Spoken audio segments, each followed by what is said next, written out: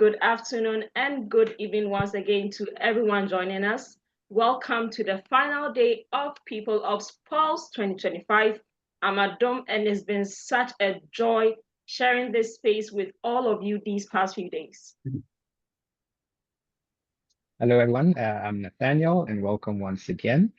Over the past 2 days, we've explored different topics from empathy to leadership, inclusion, purpose, and so on.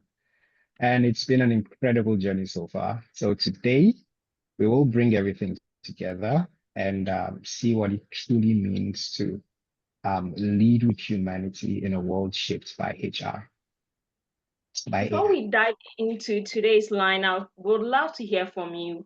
How has Pulse Ops 2025 been for you so far? I'll give everyone maybe 5 seconds to just type it in the chat box. And if not, you keep on typing in the chat box so that we can move on. What's one insight or reflection you are carrying from this session you've experienced as well? Please kindly type it in the chat box and we'll read it throughout the session.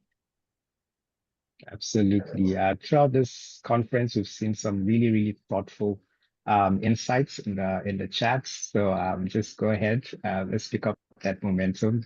Drop something in the comments before we continue. While they do that, yeah, I think we would just we'll just go ahead. I think that's okay, yeah? Yeah, that's okay. Awesome. Awesome. Okay, so today we have two amazing speakers who will be rounding up the session for us. And so to kick off the session, we have our first speaker for today. We are going to be joined by Karishma Israni. She's an executive coach and HR consultant with over. So hello, everyone. Good morning, good afternoon, good evening, depending on which time zone you're in.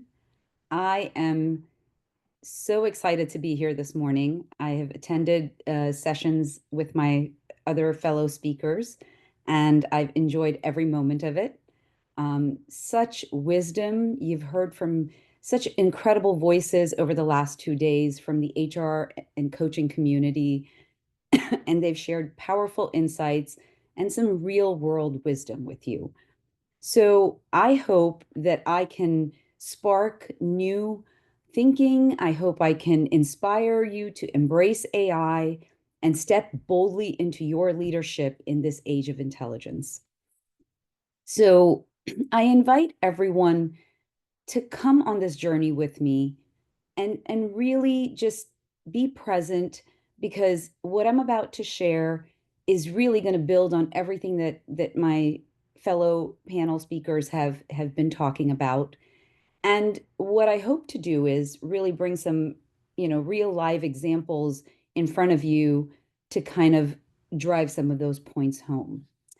So, and right now I feel that we are standing at the edge of this new kind of intelligence, one that is not artificial and not entirely human either. It's shared. And how we choose to lead inside of this shared space will define the next decade of work. And let me show you what that looks like, right? But before we get started, I would really love for everyone to take a moment and just throw into the chat. I know we looked at how you felt about AI when you first joined the conference. Where are you today? Are you embracing it a little bit more? Have you played with it and experimented with it over the last couple of days? Grab your coffee and let's go. Okay, so I'm going to share my screen here. As we said, my topic today is leading in the age of intelligence, and what the goal is to design work where AI and leadership can thrive together. So before we get started, a little bit about me. I spent over 2 decades leading HR and culture transformations across finance, professional services, and startups. I've built from the ground up HR functions and led M&A integrations and shaped cultures. I'm an executive coach to senior leaders navigating transformation, complexity, and growth. And as we know, there's a lot of ebbs and flows in every organization. And I work with emerging leaders, executives, first-time leaders in really helping them find their style and step into their leadership. I'm recognized as a thought leader on AI, leadership, and the future of work. And I'm known by my clients as the corporate alchemist. So basically, that's me. My work really focuses on turning chaos into clarity, and seeing, kind of helping leaders step into awareness and recognize what's possible with when you combine intelligence and empathy. So let's talk about Klarna. That was such a moment. That's when AI got efficient and a little tone deaf. So I think a lot of you may be familiar with Klarna. It's a global fintech brand that launched an AI customer service assistant trained by millions of prior conversations. So within months, it was handling 2/3 of Klarna's customer conversations, which roughly translates to about 2.3 million a month. It was matching human satisfaction scores and saving tens of millions of dollars in cost. But so what happened is they were fast, they were scalable, it was accurate, it was impressively efficient. But something shifted. What went wrong was that even though the refunds were technically correct, they were emotionally cold. Answers were precise, but they lacked relational cues. And customers received solutions, but they didn't feel seen. There was a gap, accuracy versus empathy. And this is where leadership stepped in. What Klarna did was they didn't just scrap the entire AI process. They added human reviewers. They added empathy markers inside the prompts. They reset AI evaluation metrics, speed and satisfaction. They defined the human override moments, right? They retrained AI on tonal models, not just the correct answers.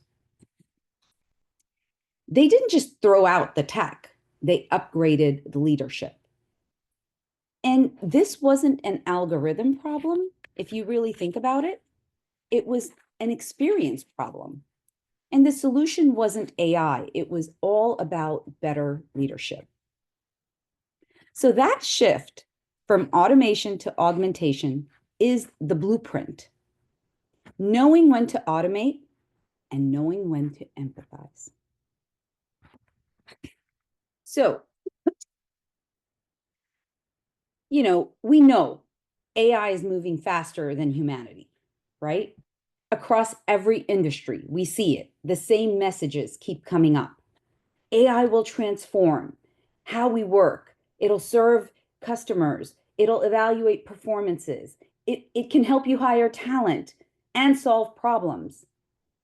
What leaders are saying, but not admitting, is AI will change things. This is the new industrial revolution, and we have to embrace it. The companies that adopt first will win. Okay, but,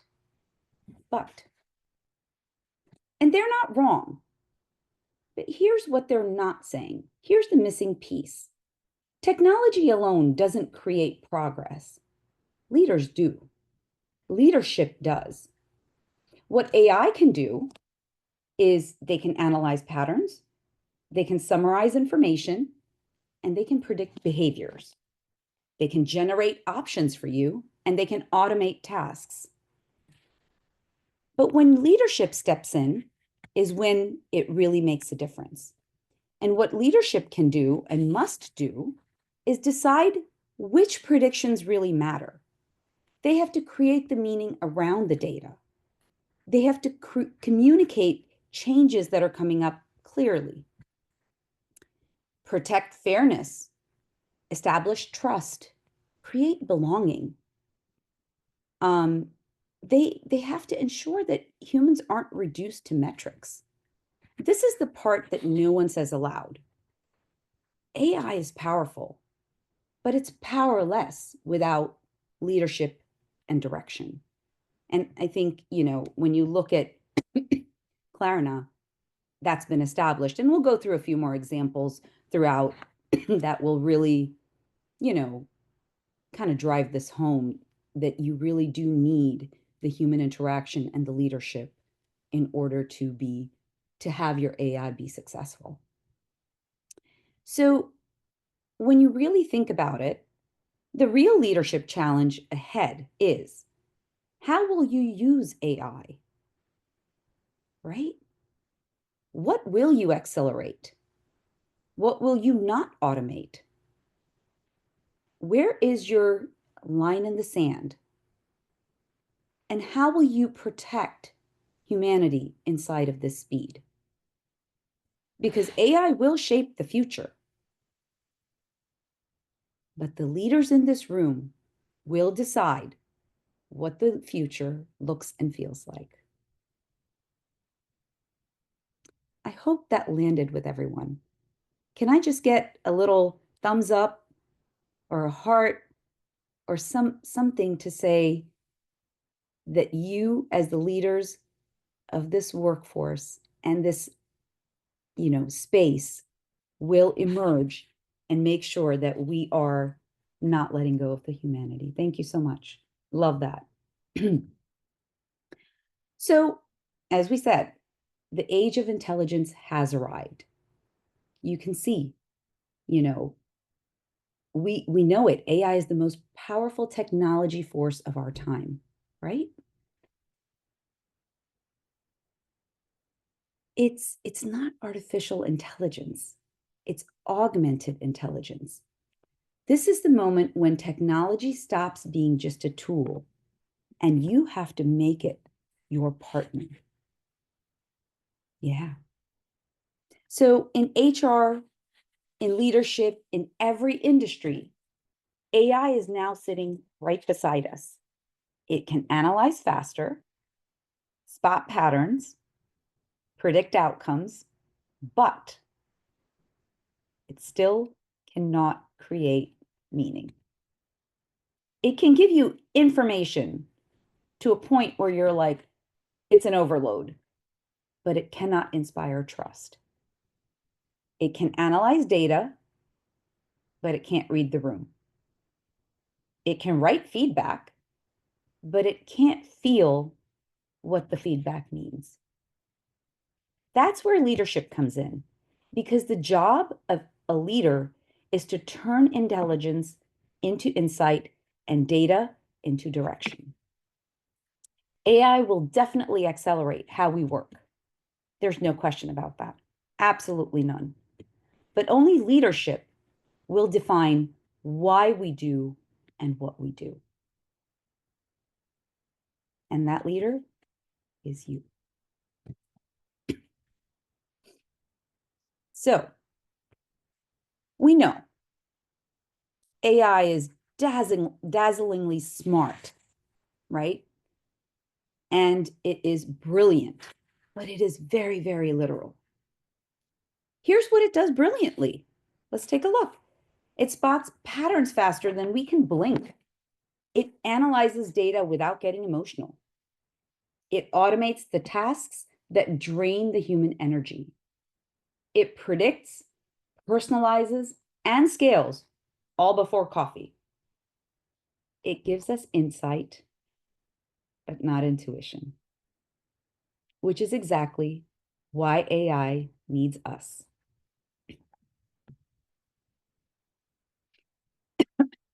So let's talk about where AI ends and leadership begins, right?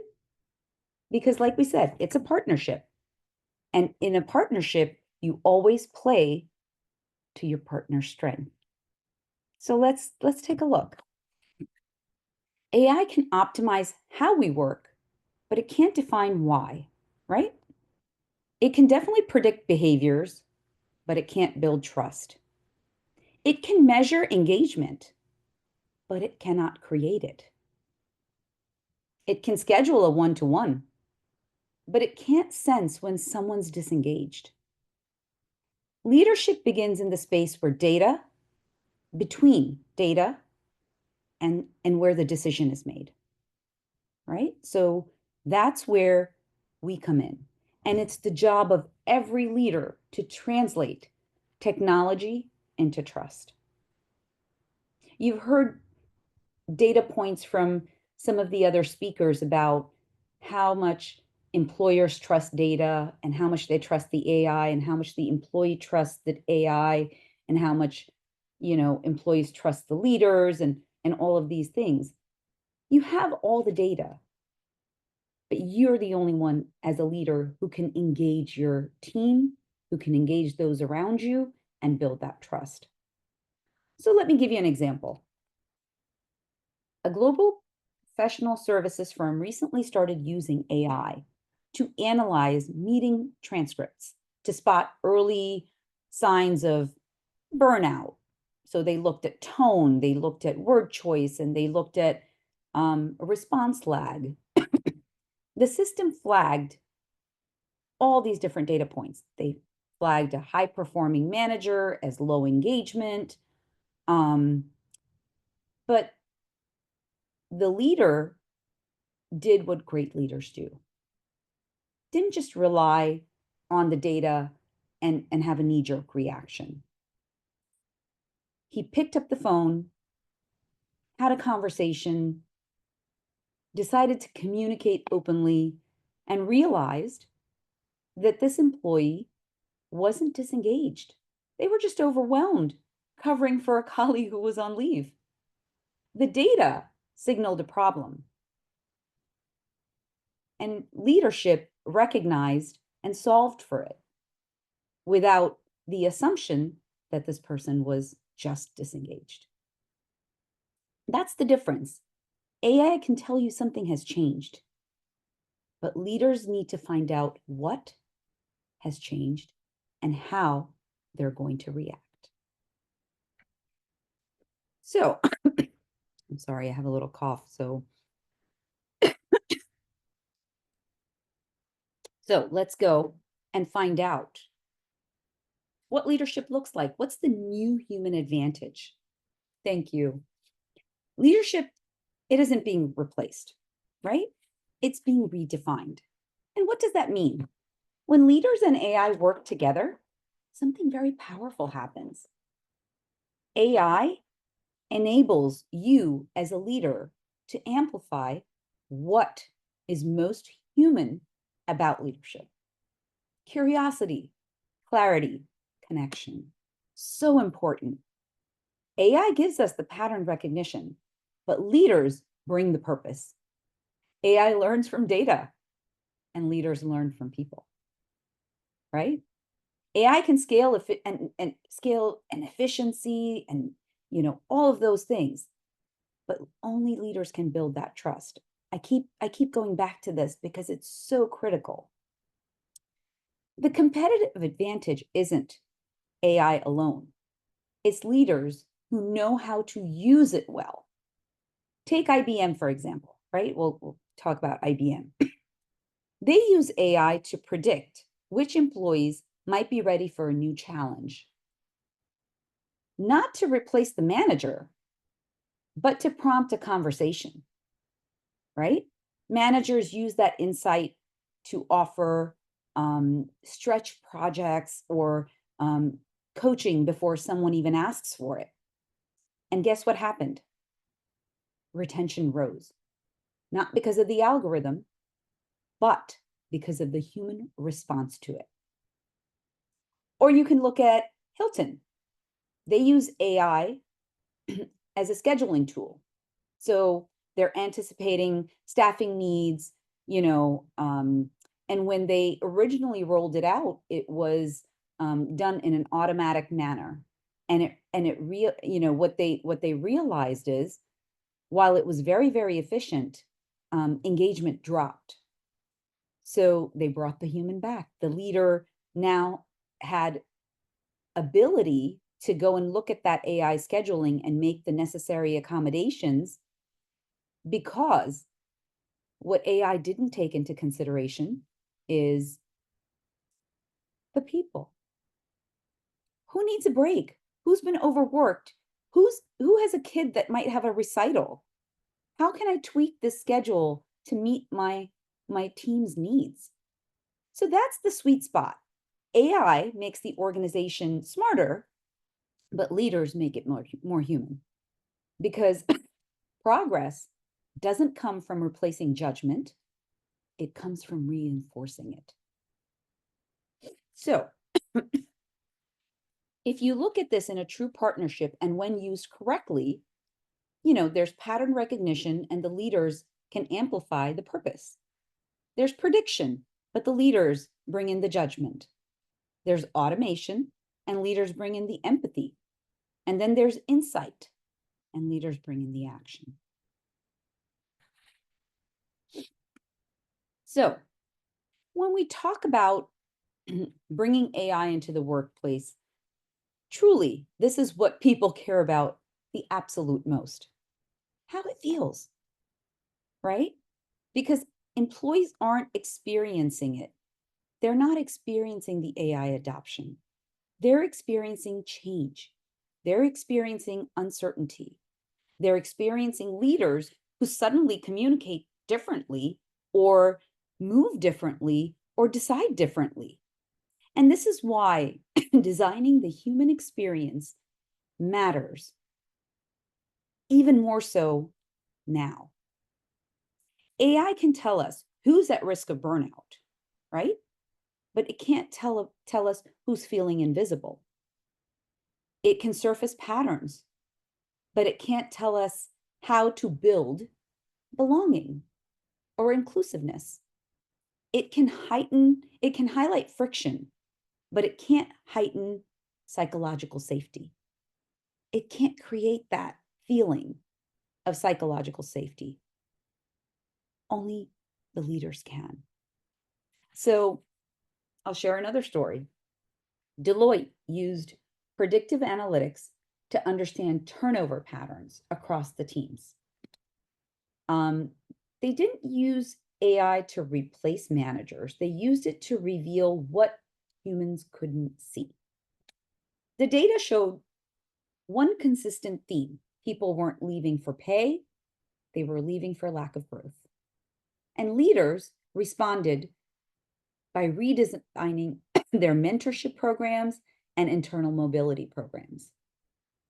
Easy fix. The results weren't better dashboards. It was better careers, better development, better conversations. That's how you raise engagement. That's how you make a difference in your turnover numbers. You engage your people. You be the leader. Another example, Starbucks. They also used the AI scheduling system, and it was a disaster. Very, very similar to what I shared about Hilton. They had perfectly optimized schedules for every one of their staff and their employees, but it made no sense. So they changed it. They too added the human override, local manager judgment, and guardrails, for well-being. And when they did that, similar to the other example, engagement went up, turnover went down, because AI created the efficiency, but leadership restored the humanity. And that's the future of the workplace. AI gives us the visibility. Leadership gives us the humanity.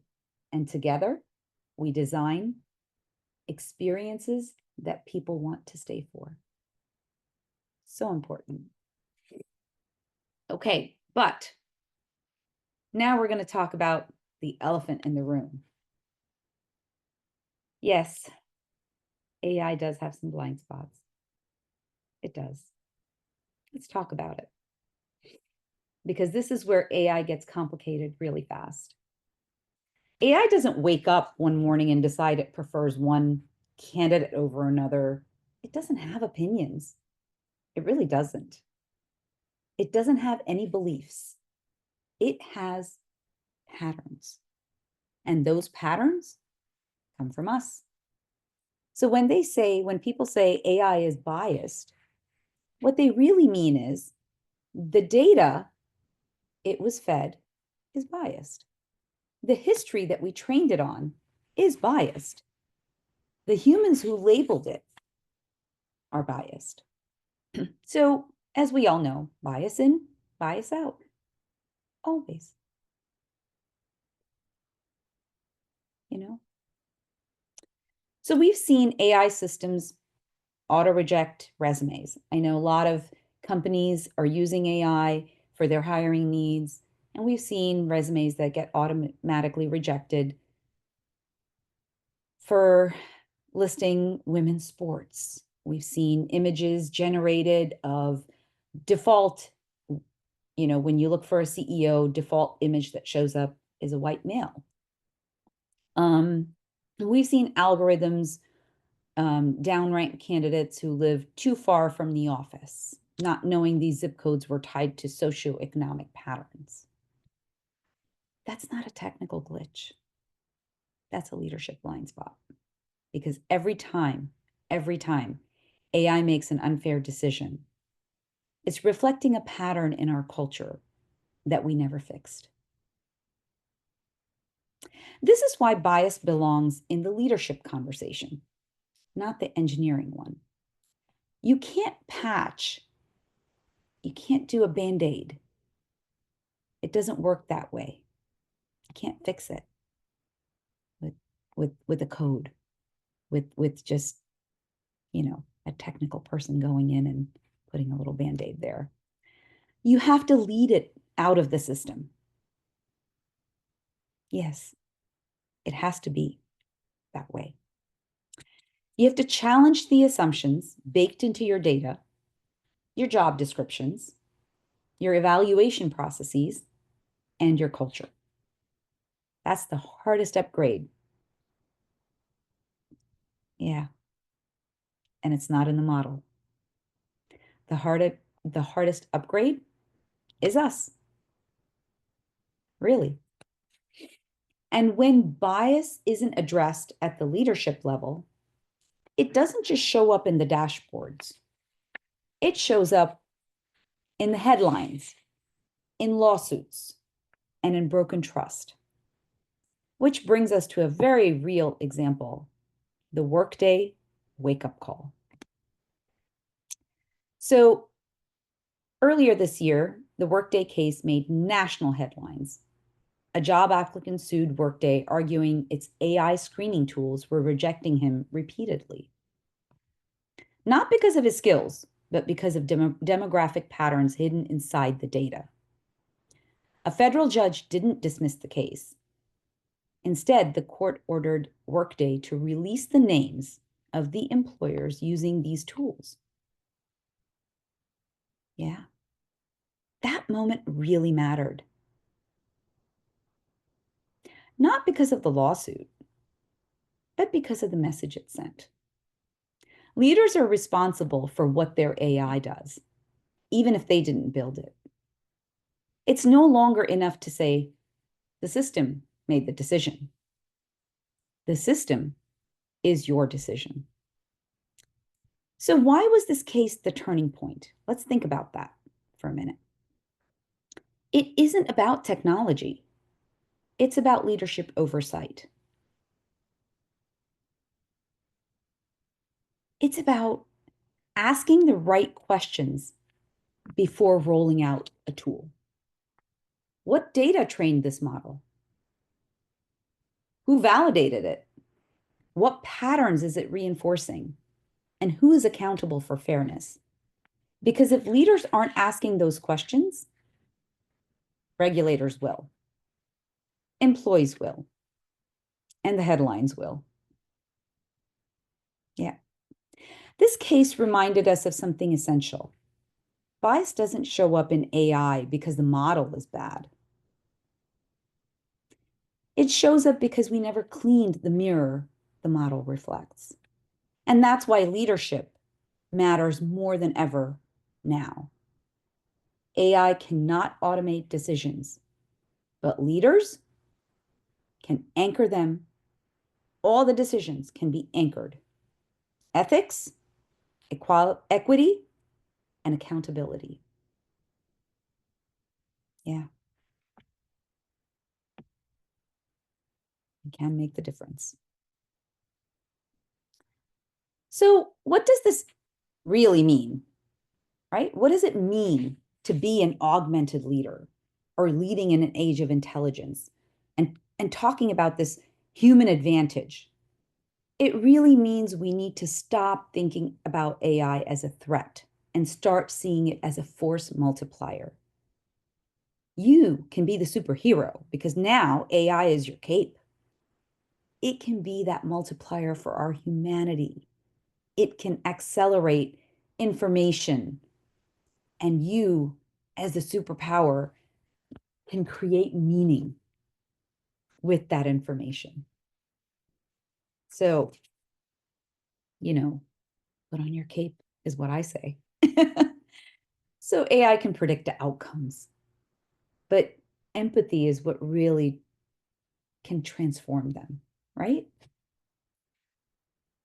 Technology can scale efficiency. Oh my God. Like I said, you could throw in data and get results back before you finish your cup of coffee, before you can blink. But only leadership can build trust. The future isn't human or artificial. It's not. The future is intelligent leadership. That's the key. Leaders who know how to bring technology and humanity together. One of my clients, a global finance firm, started using AI to support performance reviews because we see a lot of AI being used in human resources. And they started using their AI for, performance reviews to help the managers and things like that. So, not to replace judgment. It was used to identify patterns managers often miss. Those who consistently are overextended, those who are quietly excelling, and whose mentoring goes unnoticed. Someone's really a team player there and never gets acknowledged. So, one of the managers I was working with told me, this is never going to replace my intuition. It's actually sharpening it. Now, that's intelligent leadership. That's what you want to be. That's what you want to aspire to. Because progress doesn't move at the speed of technology. Progress moves at the speed of trust. So here are my key takeaways that I hope, and I kind of put them here so that it helps everyone in this room really make note of this and kind of bring this with you, right? And as you go back to your teams or your organizations or even your friends and family, here are 5 anchors to lead you as the new you. Lead the partnership, not the platform.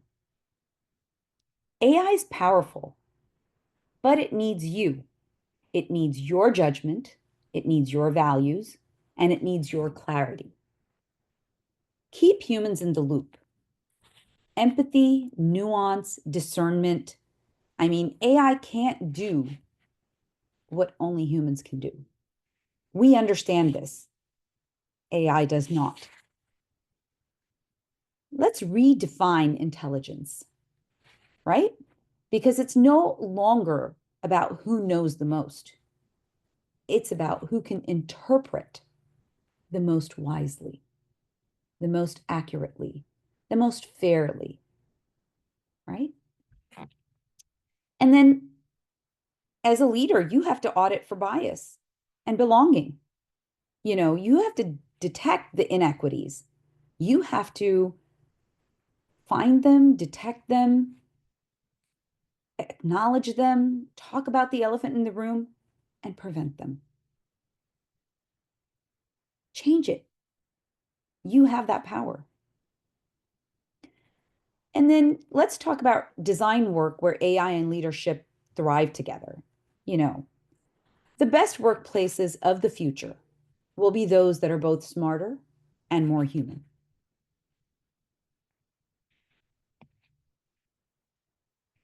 So I'm going to leave you with a quote and a question. So the quote is, AI may be the engine of progress, but leadership is the compass. So go be the compass. And the question, where can you lead more intelligently and more humanly this coming week? Because the future will not belong to the systems that move the fastest. It will belong to the leaders that can stay the most human. Thank you so much for your time and this space. I'd love to continue the conversation.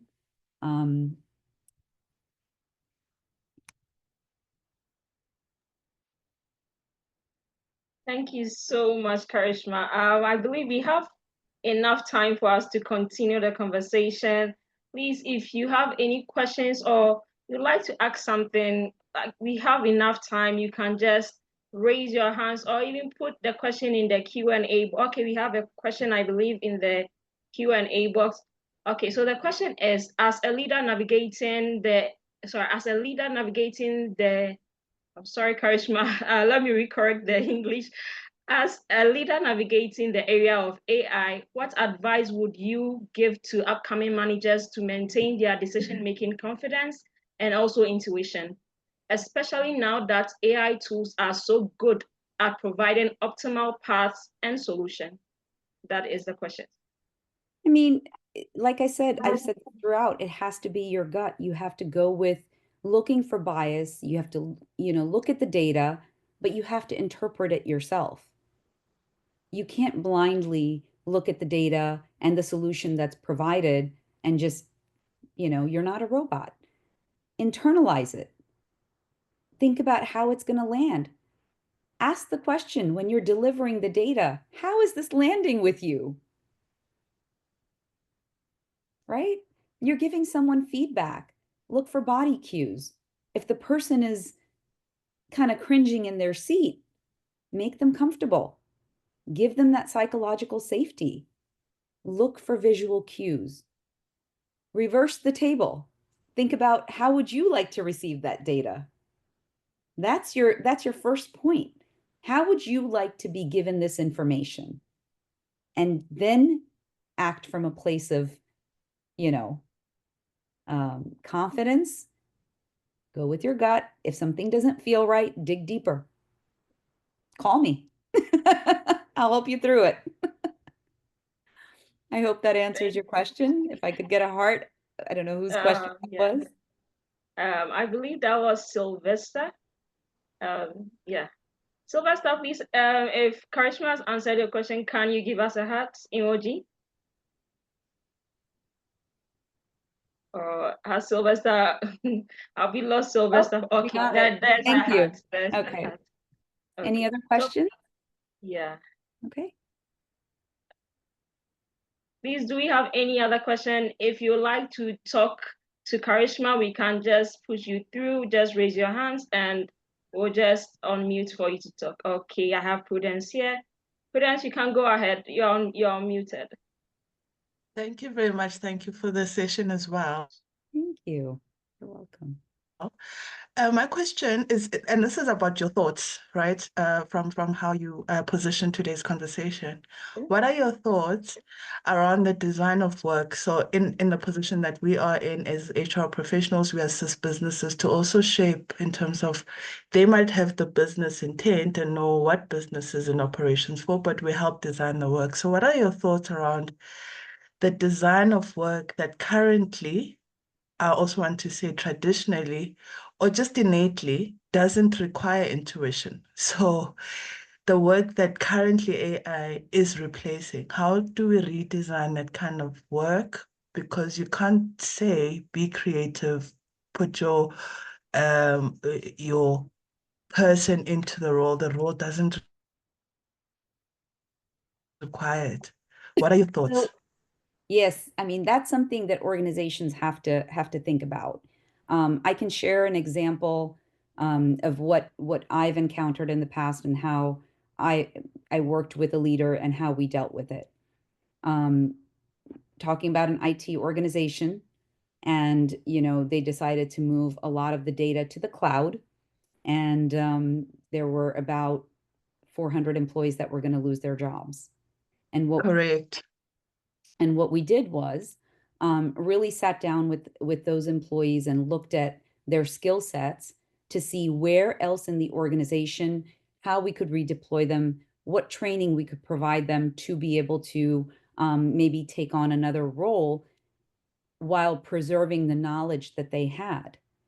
So we were able to save quite a few of those roles, over 50% actually. So that's a huge number.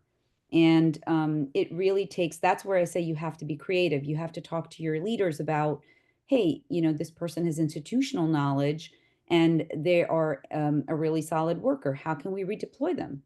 Some of those employees went into sales, believe it or not, Mm, from IT to sales, which was a huge leap, and it is. managed it. Yeah, Mm, thank you.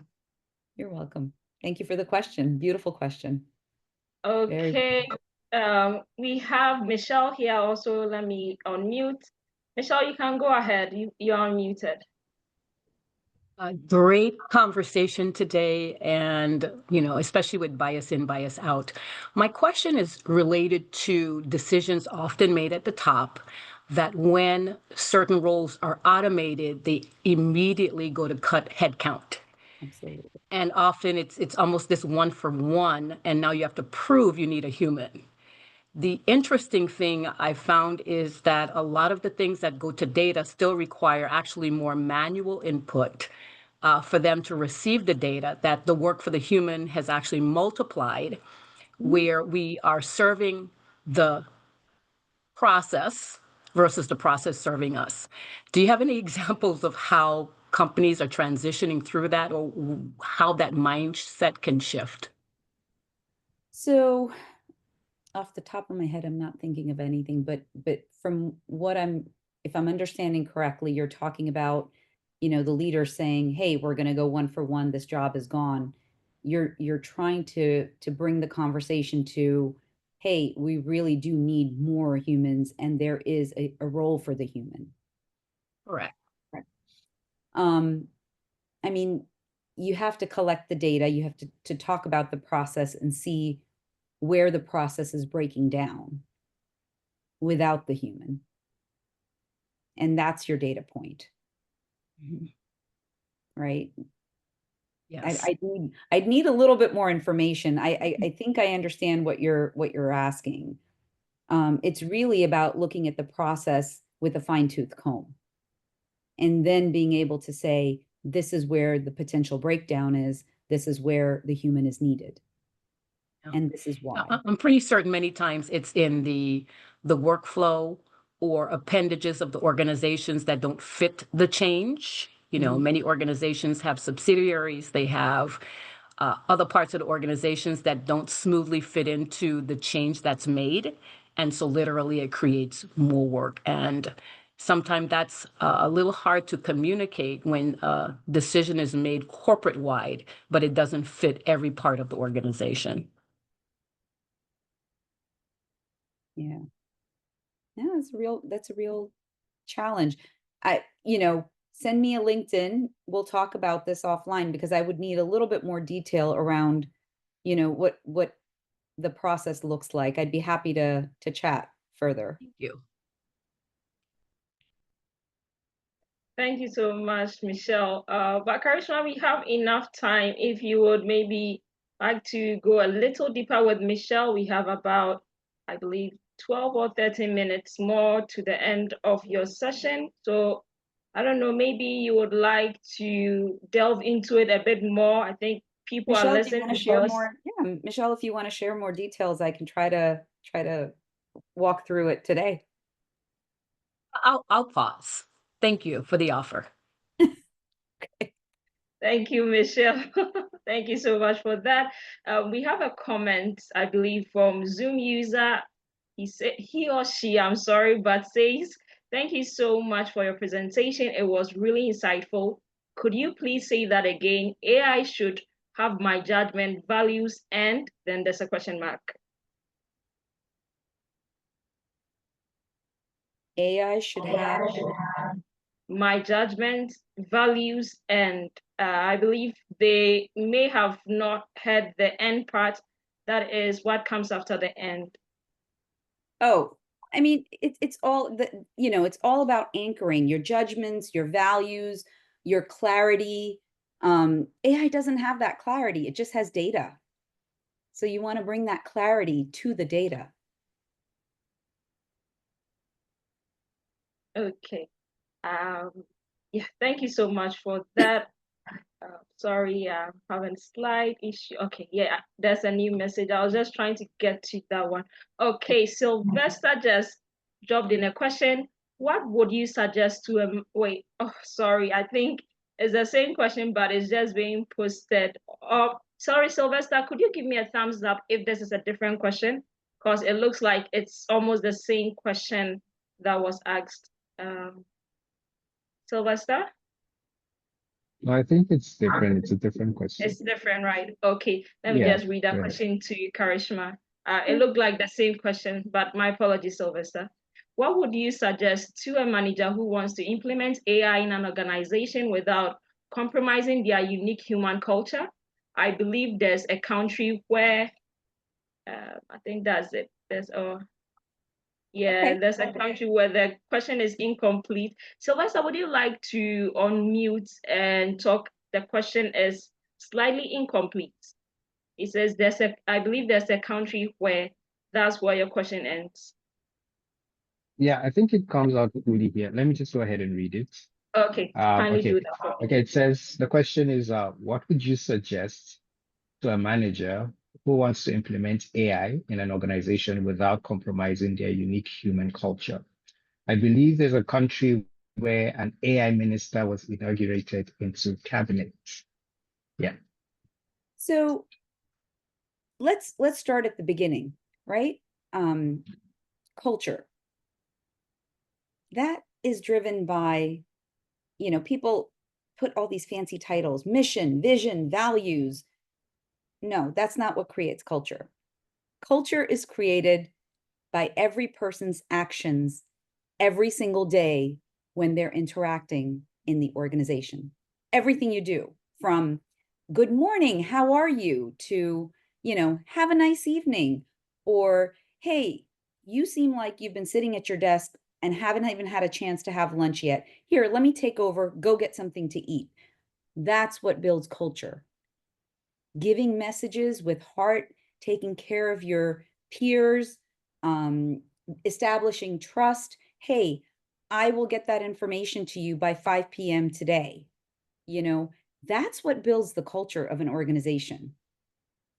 So it's not about the mission, vision, values, and all these buzzwords.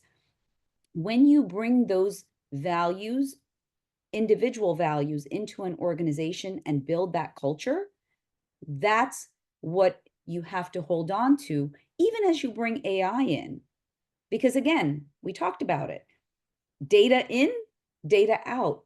If you're putting in the data with heart and the human and the oversight, the information that comes out of it will absolutely have nuances of that culture in it, built in. And like I said, I gave an example, all the information that goes in, the leaders have to look for the biases. They have to prevent it. That's what's going to fix this. And that's what establishes the baseline of that culture. The AI that's brought in, again, it's just a partner, right?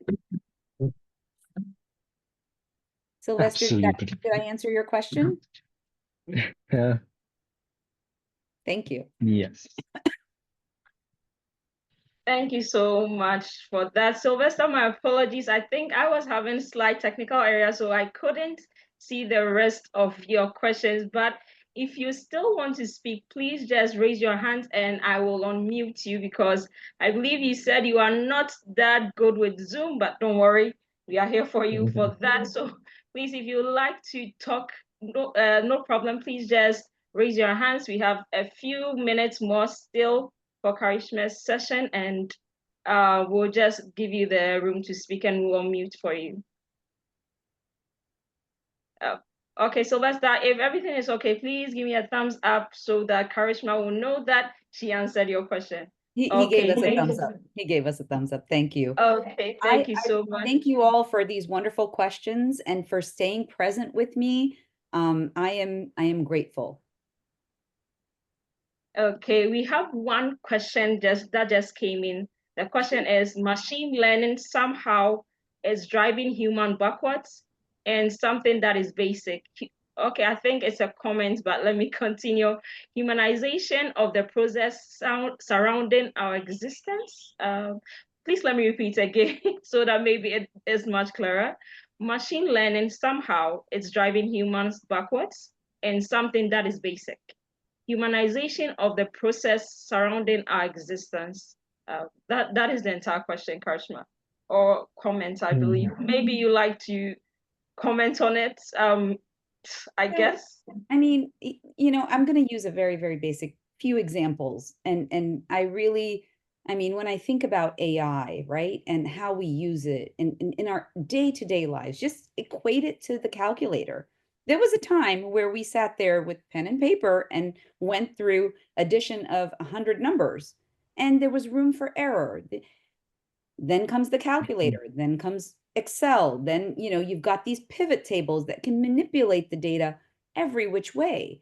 And there's accuracy. But at the end of the day, you've got a human person looking at the data. I mean, something as simple as brushing your teeth, right? We had the manual toothbrush. You had to hold it. You had to actually sit there and brush your teeth. You now have an electric toothbrush, right? That spins on its own, but you still need the hand to put it inside your mouth and guide it around to make sure you get every tooth. It's no different.